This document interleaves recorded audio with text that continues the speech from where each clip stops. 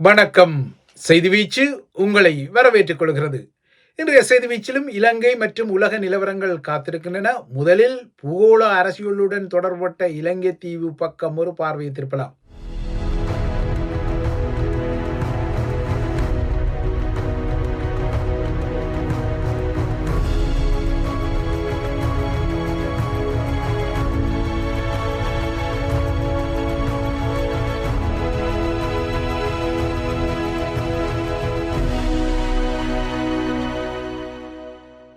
Ditwah சூறாவளிக்கு பின்னர் இலங்கையிலும் தனது இந்தோ பசிபிக் துருப்புக்களை களமிறக்கிய அமெரிக்கா தனது இந்தோ பசிபிக் பிராந்திய வியூகத்தை துரிதப்படுத்த, இதே வியூகத்தில் எதிர்வினையாற்ற தலைப்படும் சீனா இன்று தாய்வானை சுற்றி தனது முக்கியமான இராணுவ பயிற்சியை ஆரம்பித்தது. ஜஸ்டிஸ் மிஷன் 2025 என்ற குறியீட்டு பேரில், அதாவது நீதிக்கான நடவடிக்கை என்ற குறியீட்டு பேரில் உள்ளூர் நேரப்படி இன்று காலை 8:30க்கு ஆரம்பித்த இந்த நடவடிக்கை 10 மணி நேரத்துக்கு தொடரும் என சீனா அறிவிக்க, இதனை ஒரு இராணுவ மிரட்டல் என தாய்வான் பதிலுக்கு குற்றஞ்சாட்டியுள்ளது. அமெரிக்காவுக்கும் தைவானுக்கும் இடையில் அண்மையில் $11.1 பில்லியன் பெறுமதியில் ஒரு ஆயுத விற்பனை ஒப்பந்தம் கைச்சாத்திடப்பட்ட பின்னர் தாய்வான் ஜலசந்தி மற்றும் இந்தோ பசிபிக் பிராந்தியத்தை மையப்படுத்திய இந்த புதிய இராணுவ நடவடிக்கை வருகிறது. இதே சமகாலத்தில் இலங்கையை மையப்படுத்தி அமெரிக்காவின் நுட்பமான மிஷன்களும் தொடர்கின்றன. அதன் அடிப்படையில் இன்னும் 2 நாட்களில் பிறக்கவுள்ள 2026ஆம் ஆண்டில் ஆசியாவில் அமெரிக்கர்கள் பார்வையிட சிறந்த நாடுகளில் 5வது நாடாக இலங்கை அமெரிக்க பயணத்துறை அமைப்பால் பட்டியலிடப்படுகின்றது. இதுவரை அமெரிக்க பயண நிறுவனங்கள் இலங்கை பக்கம் பெரிதும் திரும்பிக் கொள்ளாத நிலையில், இல்லென்றால் இலங்கையின் உல்லாச பயணத்துறையை பெரிதும் ஊக்கப்படுத்தாத நிலையில், இலங்கையை அவை பெரிதுமே பரிந்துரைக்காத பின்னணியில் இப்போது அந்த நிறுவனங்கள் இலங்கையின் அருமை பெருமைகளை பட்டியலிட்டு இலங்கை தீவுக்கு அமெரிக்கர்களை அதிகமாக நகர்த்தும் விடயத்துக்கு பின்னால் உள்ள சூட்சுமங்களை நீங்கள் ஓரளவுக்கு உணர்ந்து கொள்ள முடியும். ஏனென்றால் எந்தெந்த நாடுகளில் தனது குடிமக்கள் அதிகமாக நடமாட தலைப்படுகின்றார்களோ, இல்லை என்றால் வசிக்க தலைப்படுகின்றார்களோ, அந்த நாடுகளின் பாதுகாப்பு குறித்து அமெரிக்கா அதிக கரிசனையையும் குடைச்சலையும் கொடுக்கும் வரலாறு கடந்த காலத்தில் பல நாடுகளில் அவதானிக்கப்பட்ட ஒரு வரலாறு. இப்போது அமெரிக்க உல்லாச பயணிகளுக்கு இலங்கையில் ஒரு முக்கியமான வகிவாகம் கொடுக்கப்படுவதற்கான நகர்வுகள் வருகின்றன. இதன் அடிப்படையில் இந்தியாவின் தென்முனையில் அமைந்துள்ள இலங்கை தீவு அளவில் சிறியதாக இருந்தாலும் மலைக்காடுகள், தங்க கடற்கரைகள், புராதன நகரங்கள், வனவிலங்கு சரணாலயங்கள் வரை ஏராளமான இயற்கை வளங்களை கொண்டுள்ளதால் அமெரிக்கர்களே அங்கு அதிகம் செல்லுங்கள், அந்த தீவை பார்வையிடுங்கள், அந்த தீவை அனுபவித்துக் கொள்ளுங்கள் என்ற கரத்துண்டு இப்போது அமெரிக்க தரப்பிலிருந்து நீட்டப்படுகின்றது.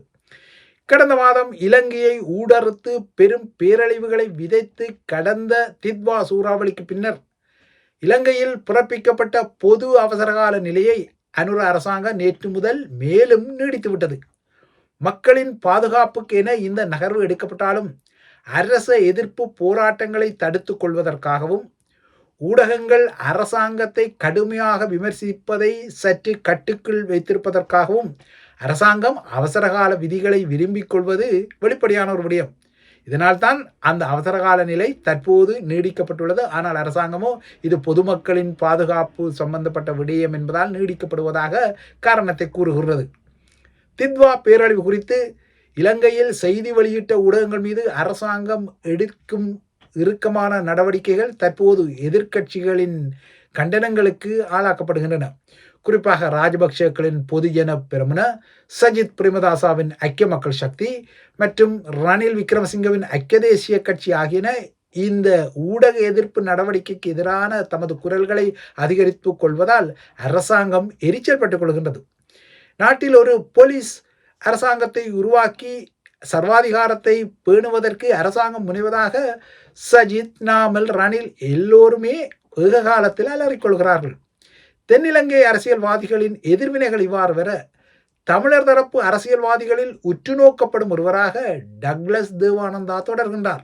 கைது செய்யப்பட்ட டக்ளஸ் தேவானந்தாவுக்கு ஆரம்பத்தில் 72 மணி நேர தடுப்பு காவல் உத்தரவு வழங்கப்பட்டிருந்தாலும் நேற்று அவர் மீண்டும் நீதிமன்றத்தில் முன்னிலைப்படுத்தப்பட்ட போது அவரை எதிர்வரும் 9ஆம் தேதி வரை தடுப்பு காவலில் வைக்க நீதிமன்றம் உத்தரவிட்டிருப்பதால் டக்ளஸ் தேவானந்தாவுக்கு 2026 புத்தாண்டு தினம் தடுப்பு காவலில் கழியப் போவது யதார்த்தமாக தெரிகின்றது.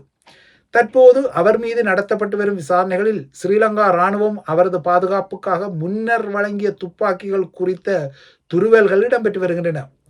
ஆனால் 2001ஆம் ஆண்டில் வழங்கப்பட்ட இந்த ஆயுதங்கள் குறித்து கடந்த பல வருடங்களாகவே ஸ்ரீலங்கா பாதுகாப்பு தரப்பில் எந்த நடவடிக்கைகளும் எடுக்கப்படாத நிலையில் இப்போது திடீரென இராணுவத்தால் வழங்கப்பட்டதாக கூறப்படும் பல T-56 ரக துப்பாக்கிகள் மற்றும் பிஸ்டல்கள், ரிவால்வர்கள் என கைத்துப்பாக்கிகள் குறித்தும் விசாரணைகள் நடைபெற்று வருவதாக கூறப்படுகின்றது. உள்ளூரில் டக்ளஸ் தேவானந்தா குறித்த செய்திகள் முன்னரங்கில் சுழலும் நிலையில் அனைத்துலக ரீதியிலும் அவருக்கு ஒரு குறி வைக்கப்படுவதற்கு ஏதுவான நகர்வுகள் இடம்பெறுவதாகவும் அந்த நகர்வுகள் குறித்து இன்று சொல்வதாகவும் நேற்றைய செய்தி வீச்சில் குறிப்பிடப்பட்டிருந்த நிலையில் அவ்வாறாக கிட்டிய செய்தி யாதெனில் பிரித்தானிய அரசாங்கமும் டக்ளஸ் தேவானந்தாவுக்கு விரைவில் தடையை விதிப்பதற்குரிய நகர்வுகளை செய்து வருவதாக நம்பகரமான தகவல்கள் செய்தி வீச்சுக்கு கிட்டியுள்ளன. ஸ்ரீலங்காவின் படை தளபதிகளில் ஒருவரான கமல் குணரட்னாவுக்கும் டக்ளஸ் தேவானந்தாவுக்கும் 2026ஆம் ஆண்டு மார்ச்சில் இந்த தடை அறிவிக்கப்படலாம் என எதிர்பார்க்கப்படுகின்றது. கடந்த 2 வாரங்களுக்கு முன்னர் பிரித்தானிய நாடாளுமன்ற வளாகத்தில் வெளியுறவு அமைச்சர் ஜேவட் கூப்பர் தலைமையில் இடம்பெற்ற வெளியுறவு தெரிவுக்குழு கூட்டத்தில் இலங்கையில் மனித உரிமை மீறல்கள் மற்றும் போர்க்குற்றங்களில் ஈடுபட்ட குற்றவாளிகள் மீது பிரித்தானிய அரசாங்கம் எடுக்க உள்ள நடவடிக்கைகள் குறித்த அலசல்கள் இடம்பெற்றிருந்தன. அப்போது ஜேவட் கூப்பர் ஒரு கருத்தை சொன்னார். இலங்கையில் மேற்கொள்ளப்பட்ட மனித உரிமை மீறல்கள் மற்றும் போர்க்குற்றங்களுக்கு பொறுப்பான குற்றவாளிகள் மீது பிரித்தானியா தொடர்ந்தும் கண்வைக்கும், தொடர்ந்தும் நடவடிக்கை எடுக்கும் என்பதே ஜேவட் கூப்பரின் அந்த செய்தியாகும். அவ்வாறாக ஜேவட் கூப்பர் ஒரு உறுதிமொழியை வழங்கிய நிலையில்தான் இந்த வருடம் மார்ச்சில் வெளியான பிரித்தானிய தடையில் இவ்வாறு சிலருக்கு தடைகள் அறிவிக்கப்பட்டனவோ அதேபோல 2026 மார்ச்சிலும் சிலருக்கு தடைகள் அறிவிக்கப்படலாம் என தெரிகின்றது.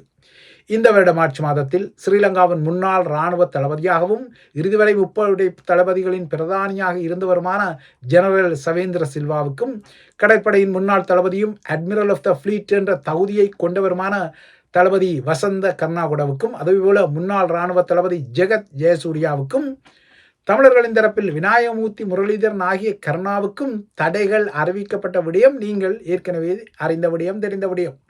பிரித்தானியாவில் 2020 ஜூலை முதல் நடைமுறைக்கு வந்த global human rights sanction regime எனப்படும் மனித உரிமைகள் தொடர்பான தடை விதிப்பு அதிகாரத்தின் கீழ் இந்த தடைகள் அறிவிக்கப்பட்டிருந்தன.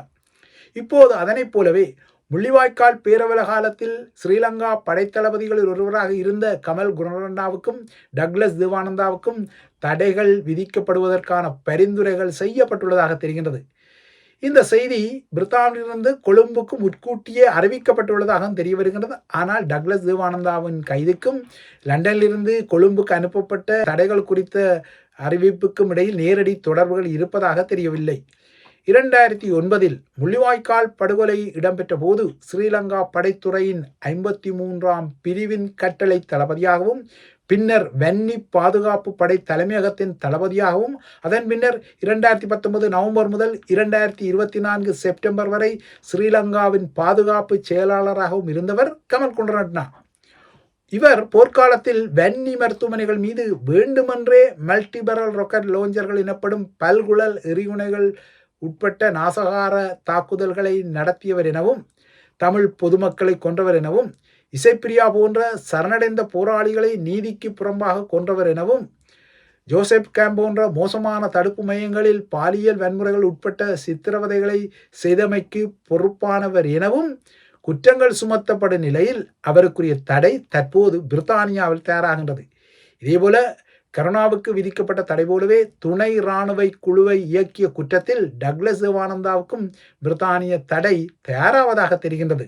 2000ஆம் ஆண்டில் யாழ்ப்பாணத்தில் இடம்பெற்ற ஊடகர் மயில்வாகனம் நிமலராஜனின் கொலையுடன் தொடர்புடைய 48 வயதான சந்தேக நபர் ஒருவர் கடந்த 2022ஆம் ஆண்டு பிப்ரவரி 22ஆம் தேதியன்று இங்கிலாந்தின் நார்த்ஹாம்ப்டன் ஷைர் வைத்து கைது செய்யப்பட்டு விசாரிக்கப்பட்டு பின்னர் விடுவிக்கப்பட்டார். அதன் பின்னர் இன்னொரு நபர் கடந்த வருடமும் விசாரணை செய்யப்பட்டிருந்தார்.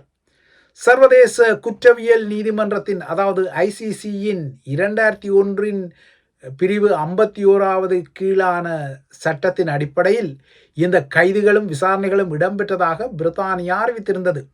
அத்துடன் தமது விசாரணைகளுக்கு உதவக்கூடிய தகவல்களை பிரித்தானியாவில் தற்போது வசிக்கும் இலங்கையைச் சேர்ந்தவர்கள் வழங்க வேண்டும் எனவும் பிரித்தானிய காவல்துறையின் அதாவது மெட்ரோபொலிஸின் பயங்கரவாத எதிர்ப்பு கட்டளை அதிகாரி ரிச்சர்ட் ஸ்மித் அன்று ஒரு கோரிக்கையை விடுத்ததும் நினைவூட்டக்கூடிய ஒரு விடயம். நிமலராஜனின் கொலை ஒரு சிக்கலான விசாரணையாக இருந்தாலும் இந்த கைதுகள் மற்றும் விசாரணைகள் முக்கியமான தகவல்களை வழங்கியதாகவும் அவர் அன்று குறிப்பிட்டிருந்தார். நிமலராஜன் கொல்லப்படுவதற்கு முன்னர் இடம்பெற்ற பொது தேர்தலின் போது யாழ்ப்பாணத்தில் நடந்த வாக்கு மோசடிகள் மற்றும் மிரட்டல்கள் குறித்து அவர் செய்திகளை வெளியிட்டதால் இந்த கொலையை அரசாங்கத்துடன் அப்போது இயங்கிய துணை இராணுவ குழுவான EPDP நடத்தியதாக மனித உரிமைவாதிகள் குற்றஞ்சாட்டிய பின்னணியில் ஐநா மனித உரிமை பேரவையின் மார்ச் மாத அமர்வுக்கு முன்னர் கமல் குணரட்னாவுக்கும் டக்ளஸ் தேவானந்தாவுக்கும் பிரித்தானியா தடைகளை அறிவிக்கலாம் என எதிர்பார்க்கப்படுகின்றது. மேற்குலக தடைகளை பொறுத்தவரை கனடா 2023 முன்னாள் அரசு தலைவர்களான மஹிந்த ராஜபக்ஷ மற்றும் கோட்டாபாய ராஜபக்ஷ ஆகியோர் மீதும் 2 முன்னாள் ஸ்ரீலங்கா தளபதிகள் மீதும் பயணத்தடைகள் மற்றும் சொத்து முடக்க தடைகளை விதித்திருந்தது. அதன் பின்னர் பிரித்தானிய தடைகள் வந்திருந்தன. அதேபோல அமெரிக்காவிலும் சில படைத்தளபதிகளுக்கு தடைகள் விதிக்கப்பட்ட நிலையில் இப்போது புதிய தடைகளுக்கு பிரித்தானியா தயாராவது தெரிகின்றது. இவை இலங்கை குறித்த விடயங்கள். அடுத்து உலக நிலவரங்களை நோக்கி கொண்டால் உக்ரைன் தேச தலைவர் வளாடிமிர் ஜெலன்ஸ்கி நேற்று புளோரிடாவில் 3 மணி நேரத்துக்கு மேலாக சந்தித்து பேசிய அமெரிக்க அரசு தலைவர் ட்ரம்ப் இந்த சந்திப்புக்கு பின்னர் செய்தியாளர்களுக்கு கருத்து தெரிவித்த போது உக்ரைனிய போரில் ஒரு சமாதான ஒப்பந்தம் உருவாகும் காலம் நெருங்கி வருவதாக கூறிக்கொண்டார். ஆனால் இந்த ஒப்பந்தம் எப்போது இறுதி செய்யப்படும் இல்லையென்றால் எப்போது நடைமுறைக்கு வரும் என்பதற்கான உறுதியான காலக்கெடு எதனையும் வழங்கவும் ட்ரம்ப் மறுத்திருந்தார். அமைதி பேச்சுவார்த்தைகளில் நம்பிக்கை தெரிவித்த ட்ரம்ப் பேச்சுவார்த்தைகள் மிகவும் சிக்கலாக இருப்பதாகவும் எந்த ஒரு ஒப்பந்தம் உருவாக்கப்படுவதற்கும் ரஷ்ய அரசு தலைவர் விளாடிமிர் புட்டினின் ஒப்புதலும் அவரது அங்கீகாரமும் தேவை என்றும் குறிப்பிட்டிருக்கின்றார். நேற்று புட்டின் ட்ரம்புடன் தொலைபேசியில் பேசிய நிலையில் இந்த கருத்துக்கள் வந்திருக்கின்றன. இவைதான் IBC தமிழின் செய்தி வீச்சின் முக்கிய விடயங்கள். தொடர்ந்தும் IBC தமிழுடன் இணைந்திருங்கள்.